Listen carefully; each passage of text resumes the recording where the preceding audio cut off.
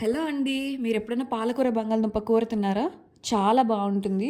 పిల్లలు ఎవరైతే పాలకూర తినడానికి ఇష్టపడరో వాళ్ళకిలా చేసి పెట్టండి. ఫస్ట్ బంగాళదుంపలు, పాలకూర కట్ చేసి రెడీగా పెట్టుకోండి. తర్వాత పోపేయండి. పోపులో కొంచెం జీలకర్ర, ఆవాలు అండ్ ఉల్లిపాయలు, కరివేపాకు వేసి బాగా అది వేపండి. తర్వాత ఉప్పేయండి. ఉల్లిపాయలు, ఉప్పు వేస్తే చాలా ఫాస్ట్‌గా మగ్గుతాయి. తర్వాత బాగా మిక్స్ చేయండి. ఆ మిక్స్ చేసిన దాంట్లో కొంచెం పసుపేయండి. పసుపేసి తర్వాత మళ్ళీ బంగాళదుంప ముక్కలేసేయండి. బంగాళదుంప ముక్కలేసి బాగా కలపండి. అవి బాగా కింద అడుగు పట్టకుండా బాగా ముక్కలన్నీ కలపండి. కలిపేశారా? తర్వాత మా దగ్గర అల్లం వెల్లుల్లి పేస్ట్ లేదు. సో, మీ దగ్గరుంటే అల్లం వెల్లుల్లి పేస్ట్ కూడా వేసి బాగా కలపండి. దాని తర్వాత మనం ఆల్రెడీ కట్ చేసుకున్న కరి పాలకూర వేసేయండి దాంట్లో. వేసేసి కొంచెం మగ్గనివ్వండి దాన్ని.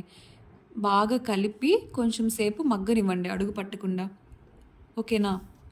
చాలా బావుంటుంది కర్రీ. ఒక్కసారైనా మీరు ట్రై చేసి నాకు కామెంట్ సెక్షన్‌లో చెప్పండి. పిల్లలు ఎవరైతే పాలకూర, గోంగూర ఇలాంటివన్నీ తినరో అలాంటి వాళ్ళకి ఇలాంటివి చేసి పెడితే వాళ్ళు చాలా ఇష్టంగా తింటారు. ఎందుకంటే వాళ్ళకి బంగాళదుంప ఉంటుంది కాబట్టి పాలకూర టేస్ట్ అంతగా తెలీదు. ఓకేనా?